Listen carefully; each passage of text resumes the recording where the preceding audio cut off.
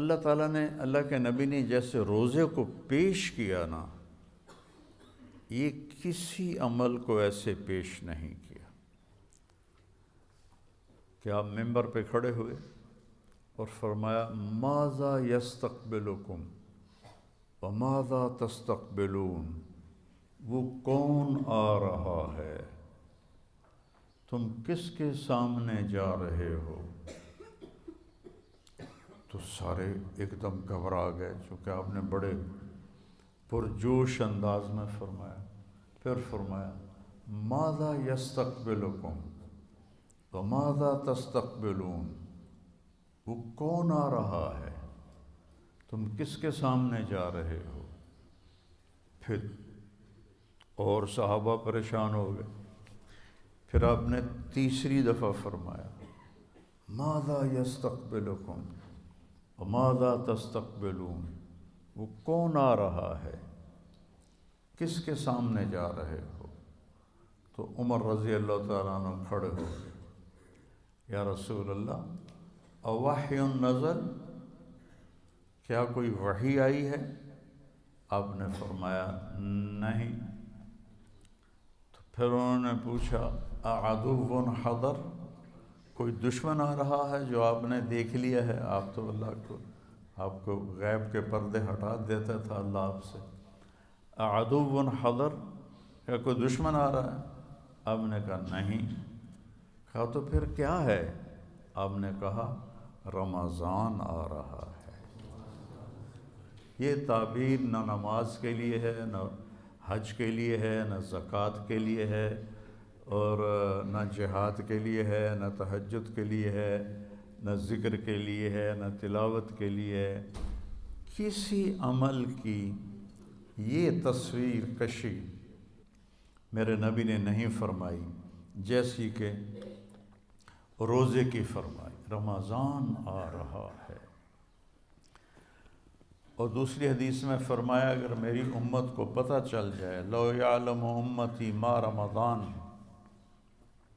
لتمنت ان تکون السنۃ کلھا رمضان، اگر میری امت کو پتہ چل جائے کہ رمضان کی کیا قیمت اور کیا فضیلت ہے، تو سارے تمنا کریں کہ کاش سارا سال ہی روزے ہوتے، سارا سال ہی رمضان ہوتا۔ تو پھر اللہ تعالیٰ نے اس کی فرضیت کو یا ایھا الذین آمنوا کتب علیکم الصیام، تم پہ روزے ہم نے فرض کیے ہیں، کما کتب علی الذین من قبلکم، جیسے تم سے پہلے لوگوں پر ہم نے روزہ فرض کیا تھا تم پر بھی فرض کیا ہے۔ کیا ملے گا؟ لعلکم تتقون، تمہیں تقوی ملے گا۔ تو روزے کے ساتھ کیا ہوتا ہے؟ تقوی مل جاتا ہے۔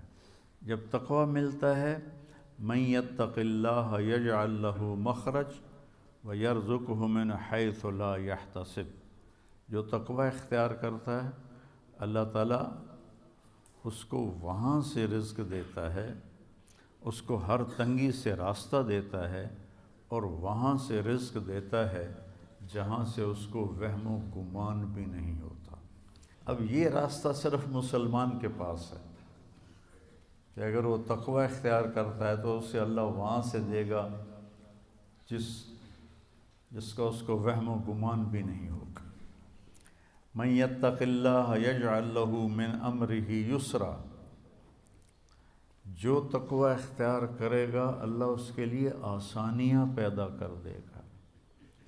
من یتق اللہ یکفر عنہ سیئاتہ ویعظم لہ اجرا، جو تقوی اختیار کرے گا اللہ اس کے گناہوں کو معاف کر دے گا، صاف کر دے گا۔ یکفر کا مطلب ہوتا ہے نشان مٹا دینا، عفا کا مطلب ہوتا ہے چھپا دینا، اور تکفیر کا مطلب ہوتا ہے نشان مٹا دینا۔ اللہ ان کے گناہوں کے نشان مٹا دے گا اور ان کا اجر بہت زیادہ کر دے گا۔ ان تصبروا وتتقوا لا يضركم کیدہم شیئا ان اللہ بما یعملون محیط۔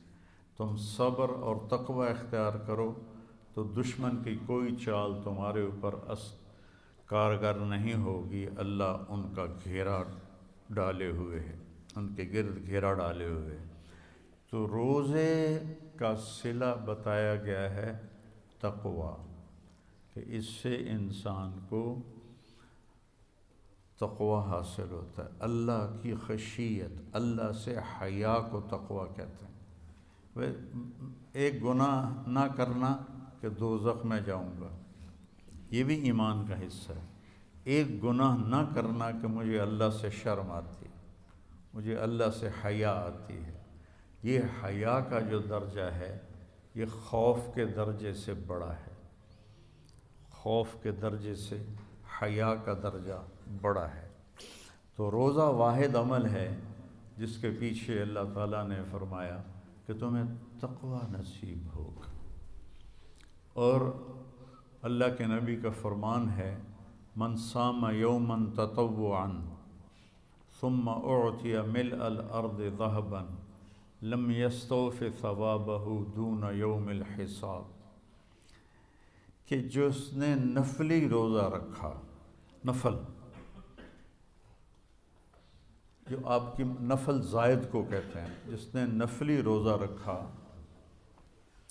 اور پھر اس کے بدلے میں پوری دنیا سونے سے بھر کے اس کو پیش کی گئی، 7 بر اعظم سونے سے بھر کے اس کو پیش کیے گئے کہ یہ آپ کے روزے کا بدلہ ہے، تو میرے نبی نے فرمایا کہ یہ سونے سے بھرا ہوا جہان اس نفل روزے کا بدلہ نہیں بن سکتا، صرف قیامت کے دن اللہ ہی اس کا بدلہ عطا فرمائے گا۔